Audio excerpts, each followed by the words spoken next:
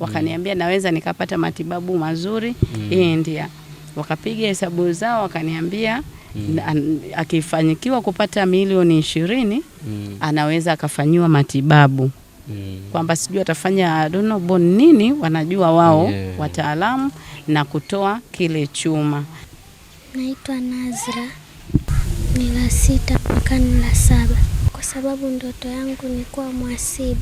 Habari mtazamaji, mimi ni Muhyiddin Walaika, lakini hili ni jukwaa ambalo la wanahabari wa Kiislamu mtandaoni, na leo hii nimeagizwa kuja Tegeta huko jijini Dar es Salaam kuja kumtembelea mwanamama ambaye akiwa na binti yake mwenye changamoto kadha wa kadha. Utaweza kumwona na kumsikia hivi punde. Lakini mtazamaji, kipindi hiki makhsusi, kwanza jina lake ni Sauti ya Wagonjwa. Tunaweza kuwatembelea wagonjwa mbalimbali ambazo wenye changamoto, na hizo changamoto wao kama wao wameshindwa kupambana nazo kwa namna moja ama nyingine. Kwa hiyo sisi tutawapa mwanga. Naam, karibu uambatane nami hivi sasa mpaka tamati. Naitwa Zahara au Mama Nazra. Ndio. Hadi mwenyeji wa wapi? Mimi ni mwenyeji wa Kagera, ni Muhaya. Na nina watoto 4. Ni mtu ambaye nilikuwa kwenye ndoa, lakini kutokana na changamoto ya mtoto wangu wa 4 mlemavu, kama unavyojua, ndio wanaume sio kila mtoto anamkubali, so sikubahatika kuendelea kuwa na kwenye ndoa. Kwa hivyo niko na watoto wangu ambao yule wa mwisho ni mlemavu, ni wa kiume, nijaliwa 3 wa kiume na wa kike 1. Sasa katika watoto wangu huyu wa kike 1 Nazra, naye amepatwa changamoto ambaye naona sasa imepelekea kama ulemavu tena. So kwa sasa naweza nikasema niko na watoto walemavu 2.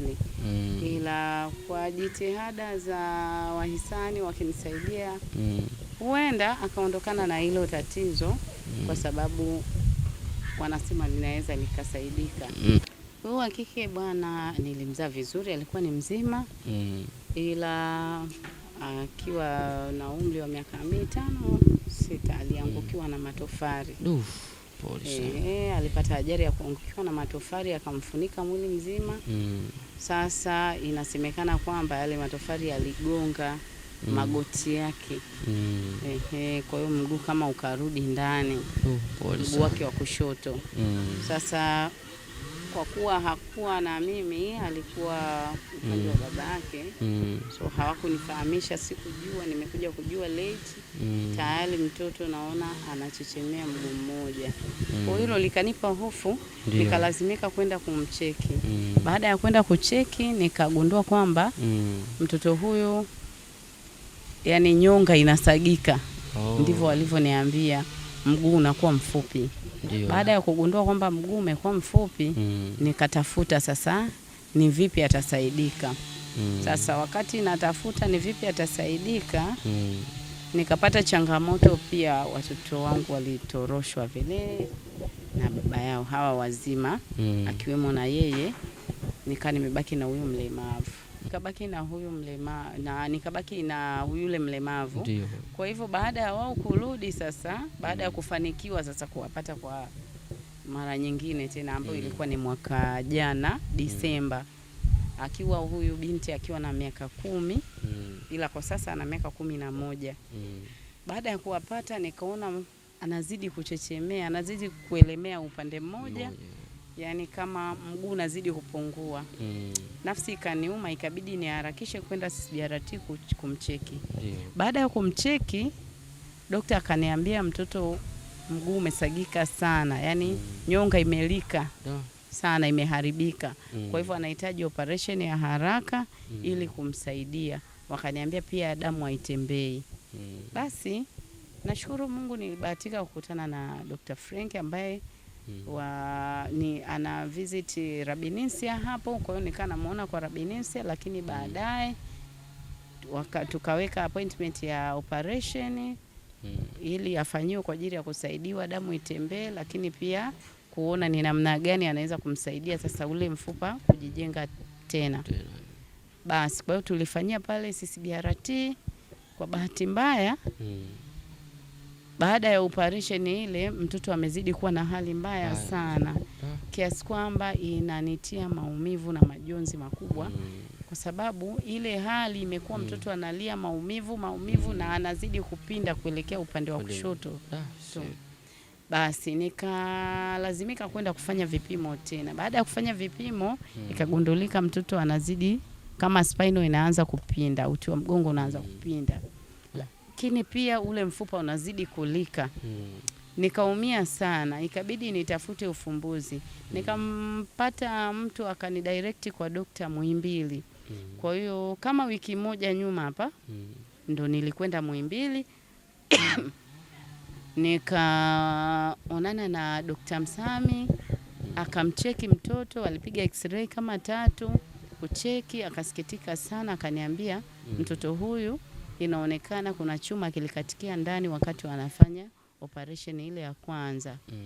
Na kinatakiwa kitolewe, ila kukitoa kwake pia unalazimika uharibifu kwa huo mfupa.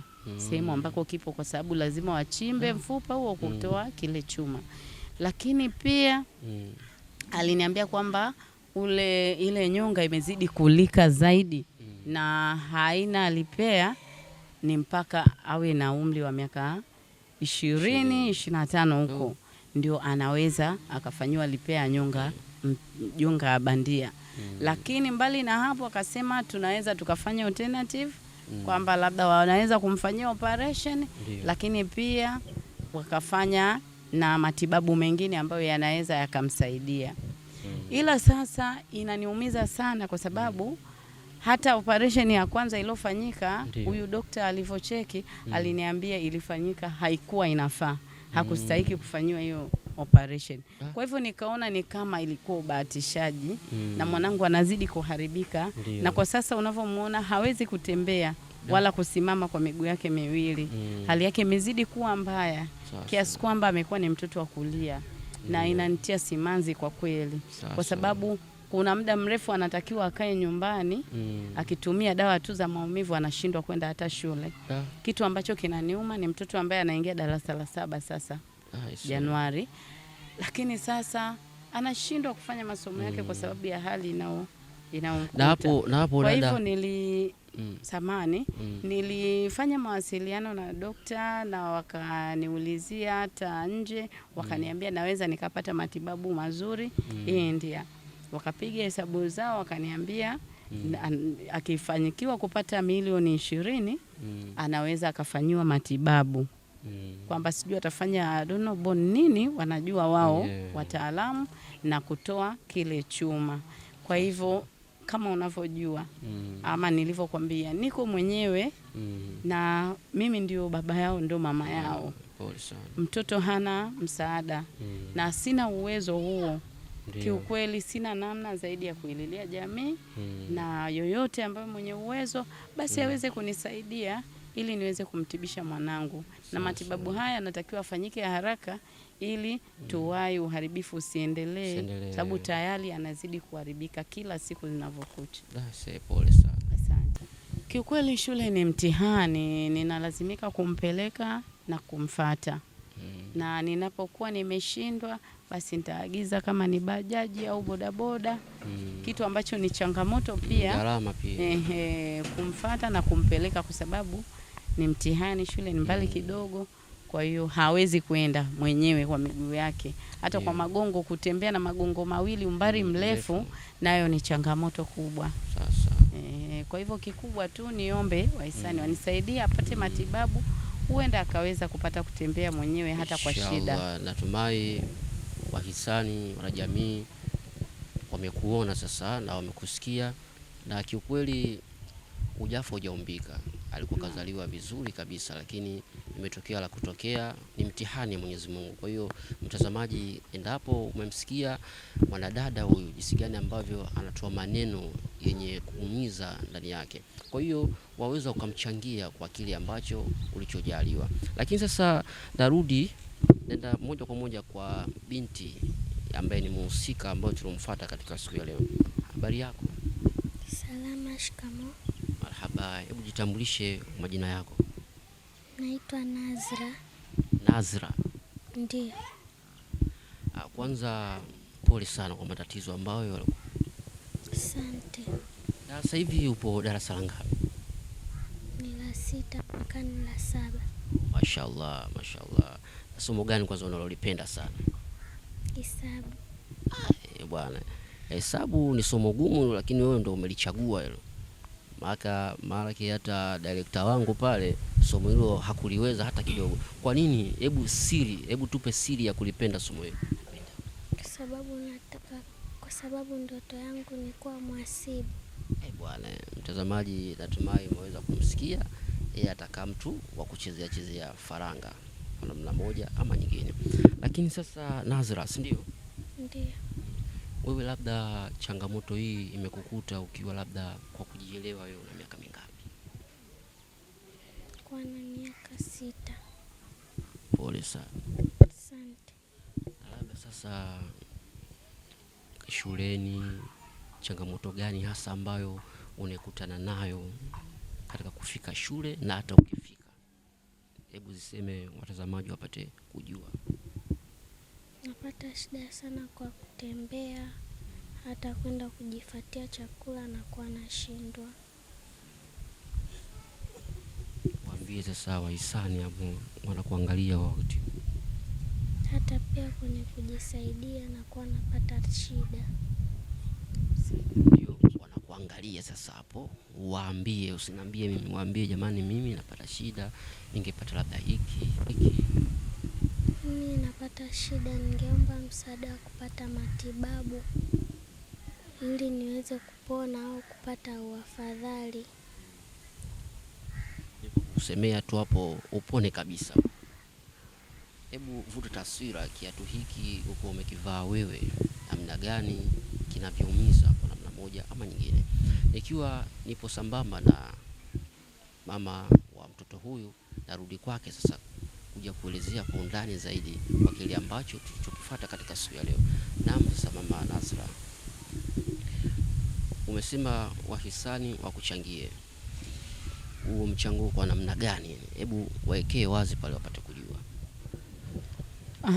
Mimi ninachokiomba, kitu kikubwa ninachokiomba, ikitokea muhisani akaweza kunisaidia matibabu ya mwanangu, maana hata dokta nilivyoongea naye nikaambia upe uafadhali, kama operation ya kwanza ilikuwa batili, yani sio, haikufaa na bado imemletea changamoto kubwa, na kuna athari ya hicho chuma kilichokatikia ndani, bado ni changamoto nyingine.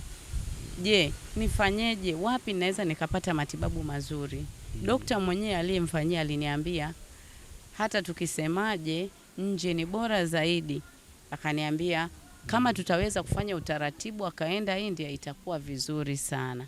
Sasa hakuna utaratibu mwepesi zaidi ya kupata hiyo pesa ya matibabu ambayo walioisema, na mimi kwa uwezo wangu, kwa hali ambayo niko nayo, ni ngumu kuipata. Hivyo niseme tu nalileta kwenu wahisani mweze kunisaidia. Mwanangu akipata matibabu kwa kupata hiyo pesa walioisema milioni 20, ambayo hiyo inakava matibabu yake na usafiri kufika India kuweza kusaidiwa. Hapo ni tofauti na usafiri wa yule mtu anayemsindikiza, yani mimi mama yake. Sasa sijajua, nashindwa kujiombea mimi kwa sababu kikubwa ni mwanangu. Hata kama itatokea muhisani yupo na wanaweza kumfikisha kule mwanangu na akafanyiwa matibabu, hata mimi nisipokwenda, kikubwa mwanangu apate uafueni. Ni hilo tu.